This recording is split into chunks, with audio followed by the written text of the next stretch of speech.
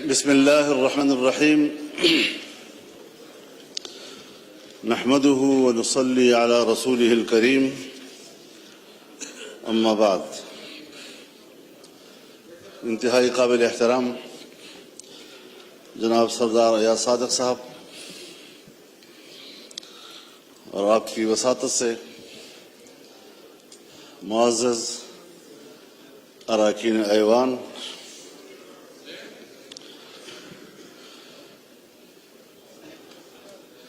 حلف برداری کے بعد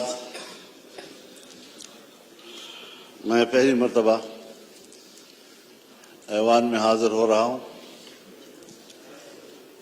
اور یہ بھی ارادہ ہے کہ کچھ معروضات آپ کی خدمت میں پیش کر سکوں۔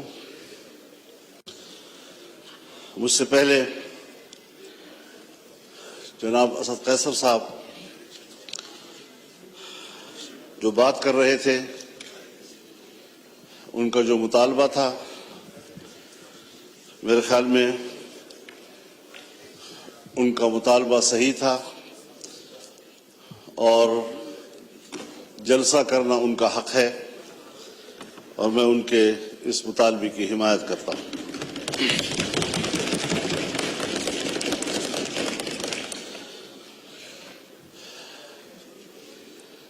لیکن جناب اسپیکر،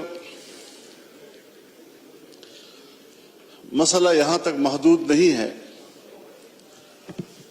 کہ ہم جلسہ کر سکتے ہیں یا نہیں کر سکتے۔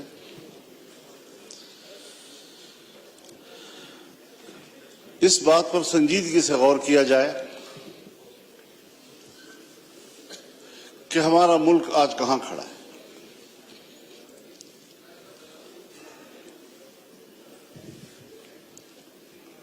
ہم نے یہ ملک جس جمہوری انداز کے ساتھ برصغیر کے مسلمانوں کی تائید سے حاصل کیا، ان کی قربانیوں سے حاصل کیا، اس ملک کے قائم ہونے میں نہ بیوروکریسی کا کوئی کردار ہے اور نہ ہی اسٹیبلشمنٹ کا کوئی کردار۔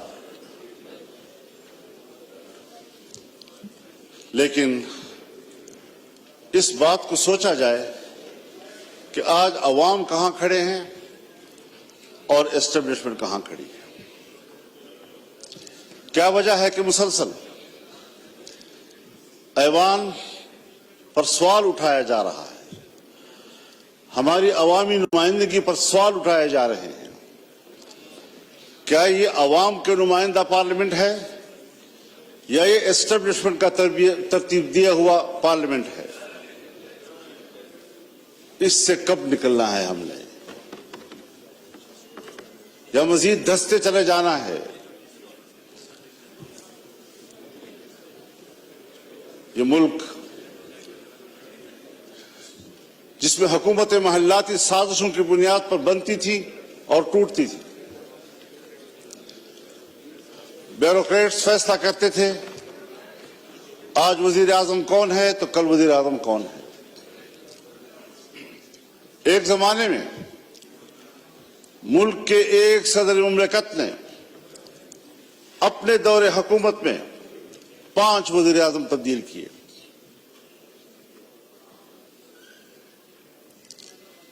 بڑی مشکل کے ساتھ، عوام کی جدوجہد کے ساتھ اس ملک میں عام آدمی کو ووٹ کا حق ملا۔ پارلیمانی طرز حکومت پر اتفاق ہوا، الیکشن ہو گئے سن 1970 میں، جسے آج ہم بطور مثال پیش کرتے ہیں۔ لیکن انتخابات کو بطور مثال پیش کرنے کے بعد کیا اس کے نتائج پر بھی ہماری نظر ہے؟ جس کے نتیجے میں ملک 2 لخت ہو گیا، ہم پارا پارا ہو گئے۔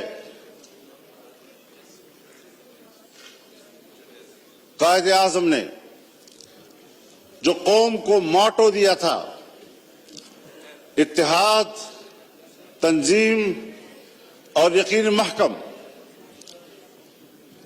وہ کہاں رہا؟ قائد اعظم کا پاکستان کہاں ہے آج؟ شاید تاریخ اس کے حقائق سے پردہ اٹھائے گا.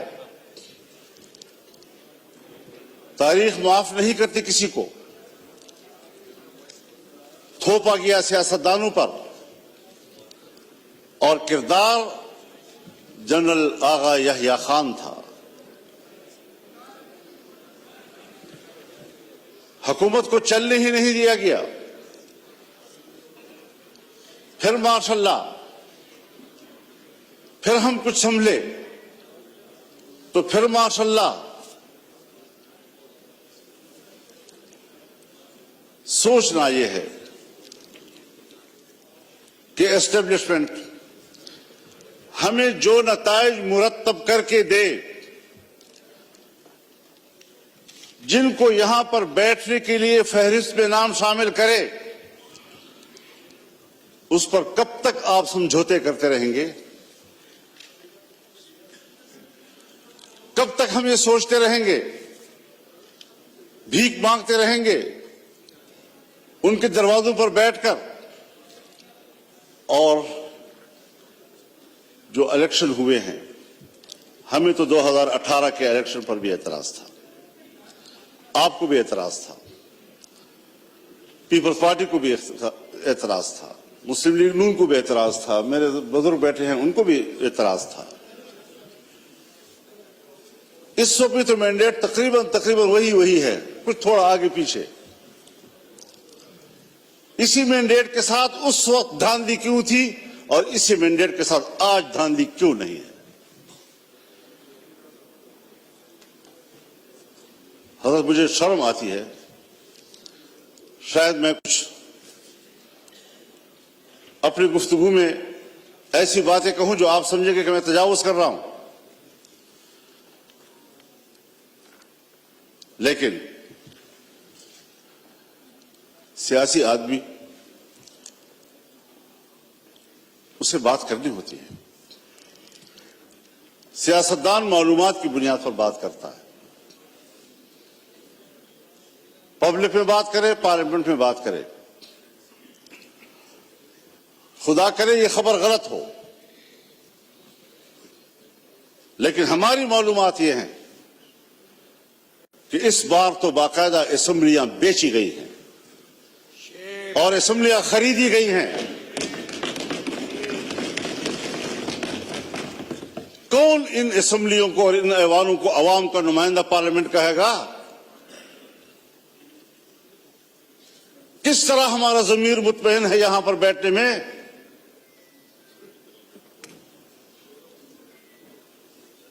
ہارنے والے بھی پریشان اور جیتنے والے بھی مطمئن نہیں. اس کیفیت میں حکومت میں بیٹھی ہوئی جماعتیں جو ہمارے لیے محترم بھی ہیں، ہمارے ہم سفر رہے ہیں، ہم ان کے جدوجہد کی قدر کرتے ہیں، لیکن انہی کی جماعتوں کے اندر ان کے سینئر لوگ مجبور ہیں کہ وہ اپنی ہی مینڈیٹ کو مسترد کر رہے ہیں، اس پر اعتراضات اٹھا رہے ہیں. صرف اپوزیشن کی بات نہیں ہے، ہم دیکھ بھی رہے ہیں، ہم سن بھی رہے ہیں. تو جمہوریت آج کہاں کھڑی ہے؟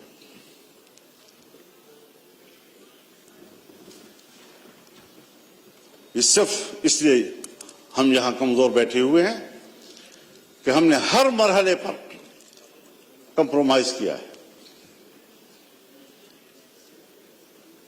ہم نے اپنے اصول پہ سمجھوتے کیے ہیں، ہم نے اپنی جمہوریت بیچی ہے، ہم نے اپنے ہاتھوں سے اپنے آقا بنائے ہیں، اور جب ہم ہی اپنے ہاتھوں سے اپنے لیے آقا بنائیں گے، یہی ہوتی ہے آخرت کی نشانی. جب رسول اللہ صلی اللہ علیہ وسلم سے حضرت جبریل نے پوچھا کہ آپ قیامت کی علامات کے بارے میں بتائیں، تو آپ نے پہلی بات کی ان تلد الامۃ ربتہا، کہ مائیں اپنے لیے مالکائیں جنیں گی، یعنی بیٹیاں مالک بن جائیں گی اور ماں کو نوکر اور گھر کے مزدور کی طرح دیکھیں گی۔ اس مثال سے آپ خود سمجھ لیں کہ جو آپ کے ماتحت ہونے چاہیے تھی، جو آپ کے حکم پر چلنے چاہیے تھے، وہ آج ہمارے آقا اور ان کے حکم پر ہم چل رہے ہیں۔ ہم یہاں پر ایک قانون پاس نہیں کر سکتے۔ جناب اسپیکر صاحب، آپ گواہ ہیں، آپ گواہ ہیں، آپ کی پوری جماعت گواہ ہے۔ ہم نے ایک اجلاس میں ایک قانون سازی پہ بات کی، اس کے لیے کمیٹی بنی، وزیر قانون کے نگرانی میں میاں شہباز شریف صاحب نگرانی کر رہے تھے اوپر سے۔ ہمارا اتفاق ہوا دینی مدارس، ان کے وفاق، حکومت کے درمیان اس مسودے پر اتفاق ہو گیا۔ اتفاق رائے کے باوجود اسمبلی میں نہیں آ رہا، اس لیے کہ اجازت نہیں ہے۔ کرتے کرتے بالآخر اسمبلی میں آیا وہ، اور آیا تو خواندگی کے دوران روک دیا گیا اور پاس نہیں ہونے دیا۔ ہم پارلیمنٹ ہیں، ہم نے اس پہ اتفاق رائے کیا،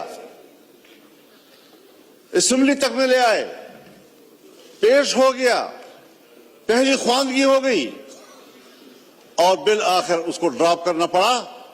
اتنا ضرور ہمیں پتہ چل گیا، اور میں نے شہباز شریف صاحب سے کہا کہ ہمیں اتنا پتہ چل گیا ہے کہ قصور آپ کا نہیں ہے، کون رکاوٹ ہے ہمیں معلوم ہو گیا، بس اتنا ہی چاہیے تھا۔ ہم قانون سازی کا بھی اختیار نہیں رکھتے، ہم اپنی مرضی سے قانون بھی نہیں بنا سکتے۔ اس پارلیمنٹ کی رکنیت پر ہم فخر کرتے ہیں اور ہم سمجھتے ہیں وی آئی پی بن گئے۔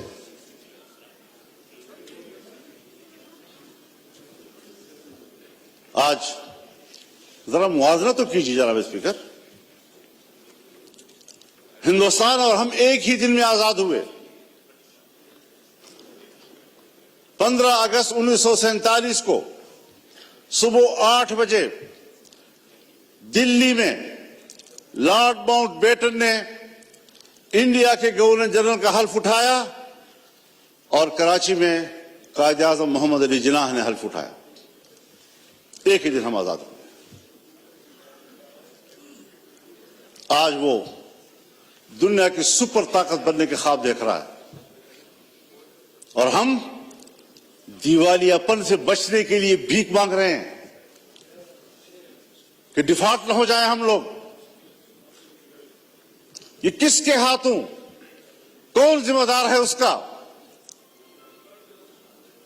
گھومتے پھرتے پھر آئے گی بات سیاستدان ذمہ دار، حکومت ناکام ہے۔ دیوار کے پیچھے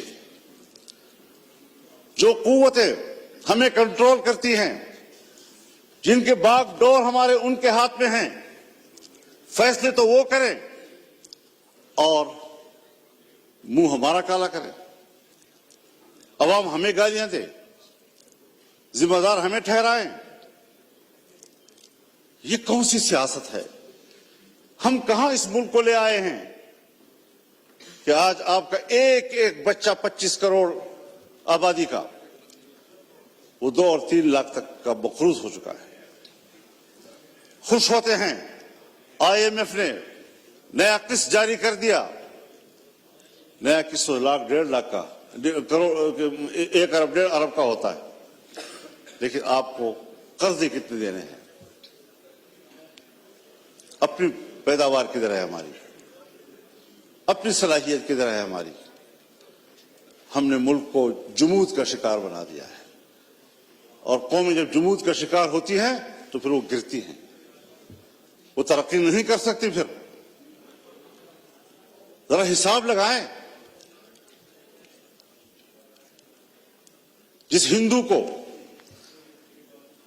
ہم سارے القاب دیتے ہیں، سارے برے القاب ان کے، سارے اچھے القاب ہمارے، لیکن نتیجے کے لحاظ سے کارکردگی کی بنیاد پر ذرا اس کا بھی تجزیہ کر لیں، اپنا بھی تجزیہ کر لیں. گھر میں بیٹھے ہوئے ہیں ہم لوگ، ہم اول سے بات کر رہے ہیں، کیوں ایک دوسرے سے بات چھپا رہے ہیں؟ یہ ساری وہ چیزیں ہیں. ہم نے ملک حاصل کیا اسلام کے نام پر. آج پاکستان دنیا میں ایک سیکولر اسٹیٹ کا روپ دھار چکا ہے. کہاں ہے لا الہ الا اللہ؟ 1973 میں ہمارا آئین بنا، 1973 میں اسلامی نظریاتی کونسل بنے، 1973 سے آج تک تمام قوانین کا جائزہ لیا گیا. اگر کوئی خلاف اسلام قانون موجود ہے تو قرآن و سنت کے مطابق قانون کی سفارشی کی گئی، سفارشات کی رپورٹیں ایوان میں آ گئی، لے کر دی گئی. کوئی آپ ایک نشاندہی بحیثیت اسپیکر کر سکتے ہیں کہ سن 1973 سے لے کر آج تک اس کونسل کی سفارشات پر اس پارلیمنٹ نے ایک قانون سازی بھی کی؟ ایک. اسی لیے کہ جن لوگوں کو ایوان میں لایا جاتا ہے، جن لوگوں سے ایوان بھر دیے جاتے ہیں، ان کو قرآن و سنت سے کوئی دلچسپی نہیں ہے، پاکستان کے نظریے سے کوئی دلچسپی نہیں ہے. کیسے آپ دنیا میں شناخت کرائیں گے اپنی کہ ہم ایک اسلامی مملکت ہیں؟ آپ کا آئین کہتا ہے کہ حاکمیت اللہ رب العالمین کی ہو، اور ہم روئے زمین پر اللہ کی نیابت کرتے ہوئے، عوام کے نمائندے روئے زمین پر اپنے مملکت میں اللہ کی نیابت کرتے ہوئے ان کی تعلیمات کے مطابق قانون سازی کریں گے. ہماری انفرادی اجتماعی زندگی قرآن و سنت کتابیں ہوگی. یہ میں نہیں کہہ رہا، میرا آئین کہتا ہے. یہ میرا آئین کہتا ہے کہ اسلام پاکستان کا مملکتی مذہب ہوگا. یہ میرا آئین کہتا ہے کہ قانون سازی قرآن و سنت کے تابع ہوگی. یہ میرا آئین کہتا ہے کہ قرآن و سنت کے منافق کوئی قانون سازی نہیں ہوگی. اس پر کوئی عمل درآمد کاغذی حد تک بھی آپ تو ان اداروں کو بھی پابند کر رہے ہیں، نیست و نابود کرنا چاہتے ہیں جو ادارے آپ کے اس ملک میں کسی طرح دین و مذہب کی علامت ہیں. ان کو آپ معاشرے کا مین سٹریم ہی نہیں سمجھتے.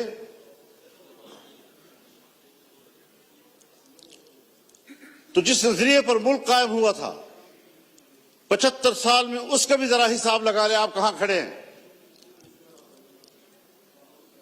اور ممکن ہے بہت سے لوگ سمجھیں کہ مذہب نہیں ہے تو کوئی چیز نہیں، کوئی مسئلہ ہی نہیں ہے.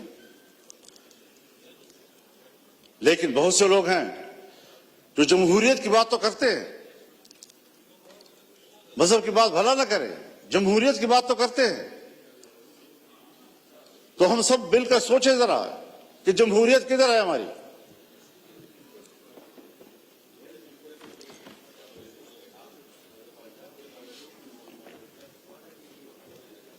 '54-55 سے، سن 1954-55 سے 58 تک نیم مارشل لا، اور 58 سے لے کر 71 تک مکمل مارشل لا، 77 سے پھر مارشل لا، 99 سے پھر مارشل لا،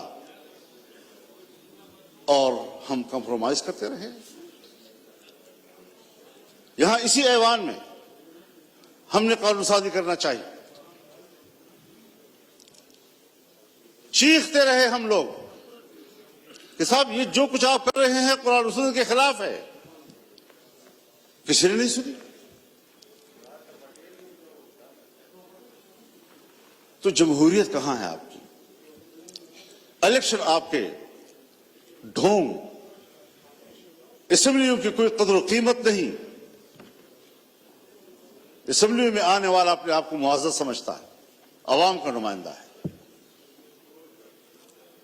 آپ کے کاغذات میں اس کا جو پروٹوکول ہے وہ وی وی آئی پی کا ہے، اس کے مراعات ہوتے ہیں.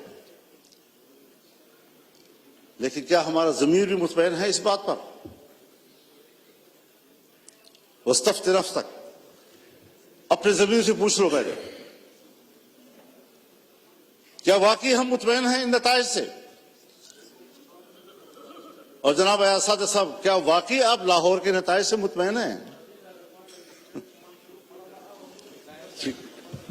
اللہ آپ کو مطمئن رکھے جی، اللہ آپ کو مطمئن رکھے. لیکن ہر چند کے ہے نہیں ہے.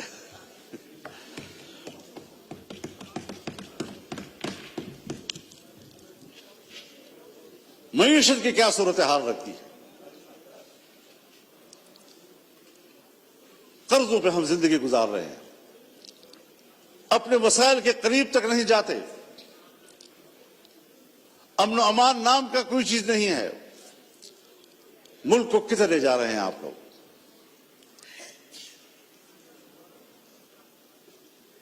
آپ آئیں ذرا لاہور سے ذرا سفر کریں اور آئیں ذرا. میں آپ کو دعوت دینا چاہوں گا ڈیرہ اسماعیل خان میں، ٹانک میں، وزیرستان میں، لکی مروت میں، باجوڑ میں. آپ وہاں آ کر ذرا دیکھ تو لیں کہ ہماری وہاں کیا حالت ہے.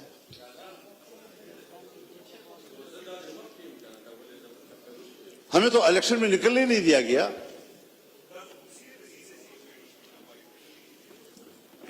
ایک طرف طالبان کی طرف سے اعلان ہوتا تھا کہ ہم الیکشن میں کوئی کارروائی نہیں کریں گے، دوسری طرف ہمیں دھمکیاں ملتی تھی.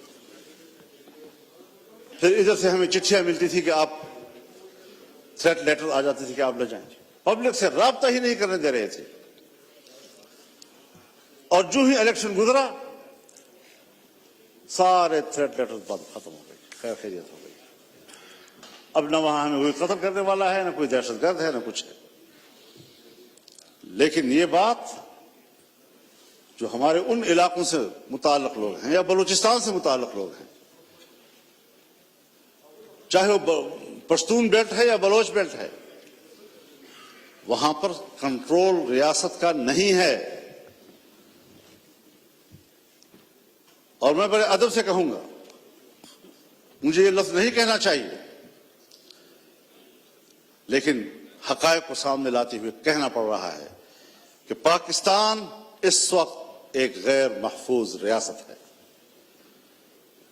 جب ریاست غیر محفوظ ہوگی تو ذمہ دار کون ہوگا؟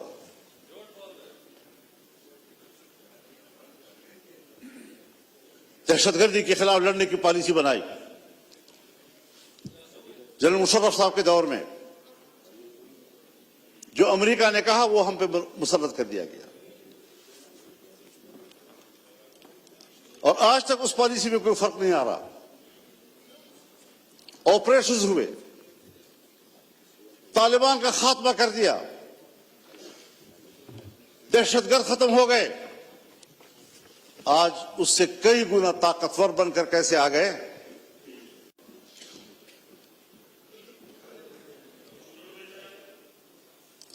ذرا مجھے بھی دکھا دے بیٹا. بالکل ٹھیک ہے جی.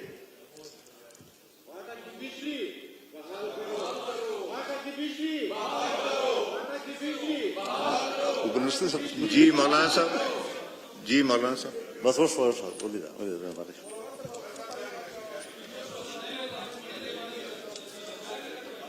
تو جناب اسپیکر، آفریدی صاحب میسج آ گیا، آپ کو پوائنٹ آف آرڈر میں دوں گا، آپ تشریف رکھیں. میسج ہو گیا آفریدی صاحب، میسج ہو گیا. آپ کی جماعت نے نام نہیں لکھا تھا، میں نے آپ کا نام لکھا ہے، اور یہ امپورٹنٹ ایشو ہے. میں اس کو ٹیک اپ کروں گا. ابھی میں ایم کیو ایم کے دوست کو دوں گا، پھر آپ کو دوں گا. مولانا صاحب. ہاں طرح کرنا.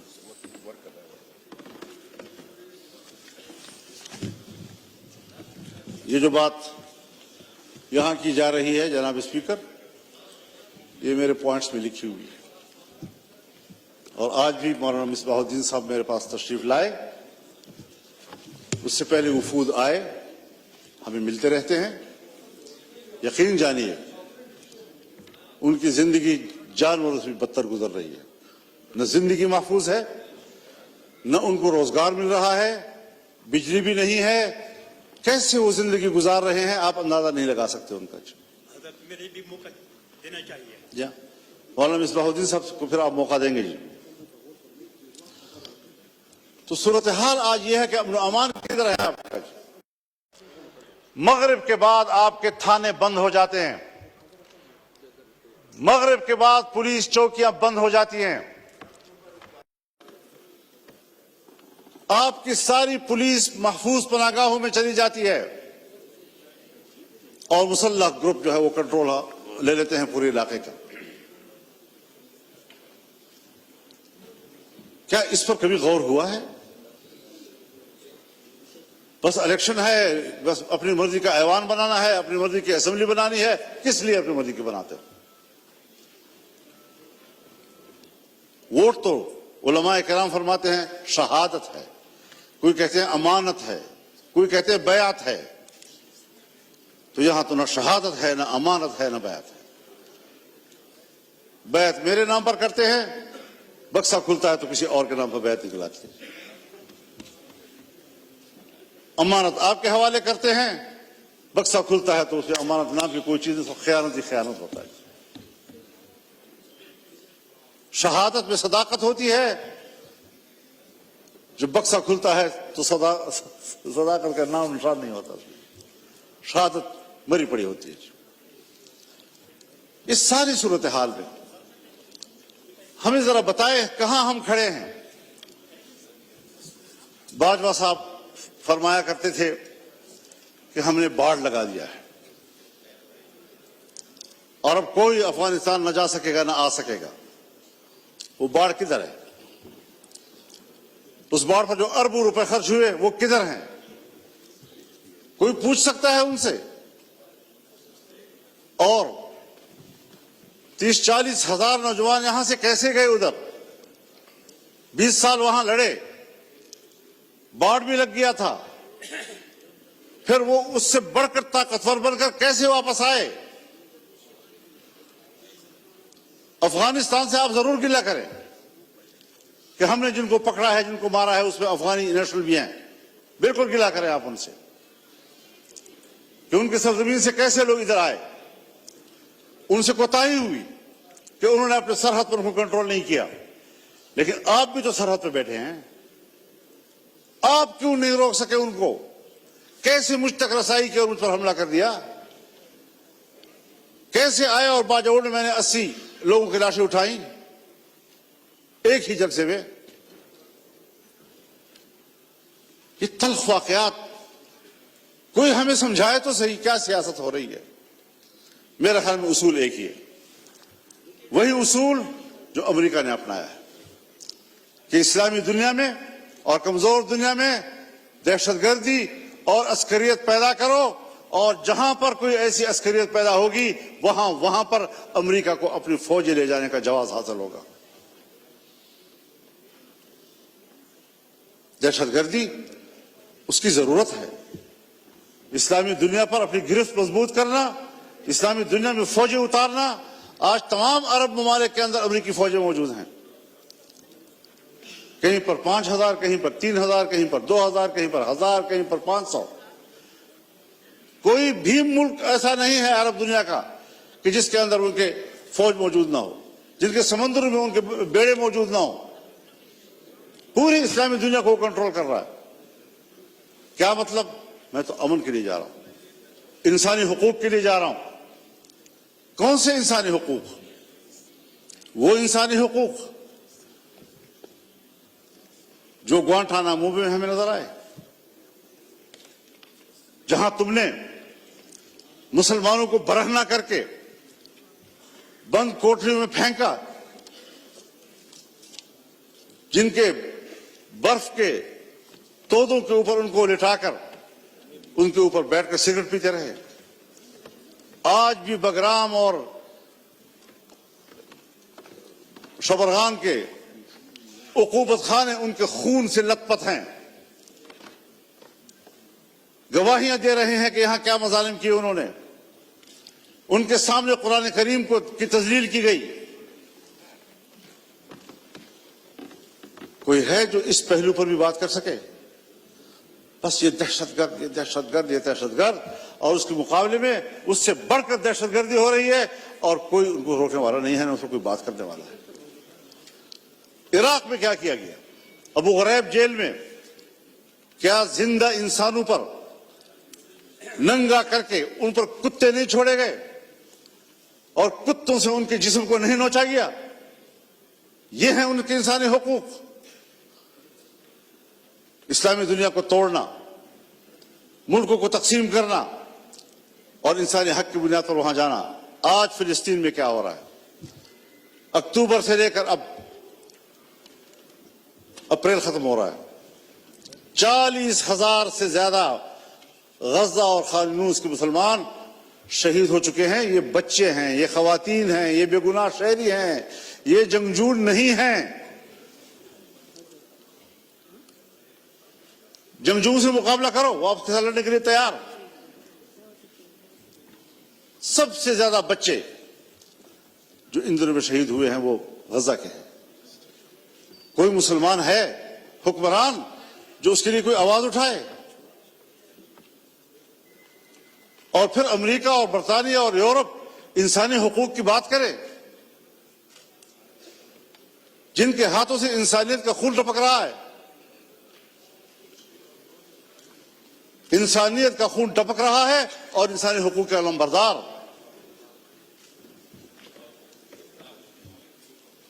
میں کس کے ہاتھ پہ اپنا لہو تلاش کروں؟ ہر طرف خون ہی خون، اور ہم اس میں زندگی گزار رہے ہیں.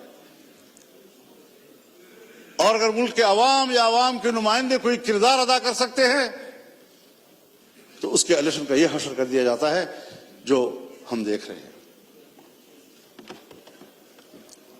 تو ذرا اس حوالے سے ہمیں اپنی تاریخ کو بھی دیکھنا چاہیے، ہمیں آنے والا مستقبل ٹھیک کر لینا چاہیے. یہ قیادت کا مسئلہ ہے،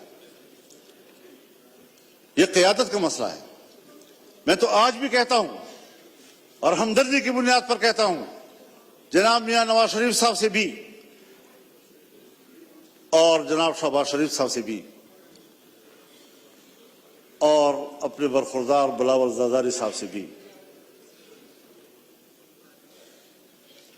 کہ عوام کے لوگ ہو، چلو اکٹھے عوام میں جاتے ہیں، چھوڑو اس اقتدار کو، آئیں ادھر بیٹھیں، اور اگر واقعی larger group P T I ہے دے دو ان کو حکومت.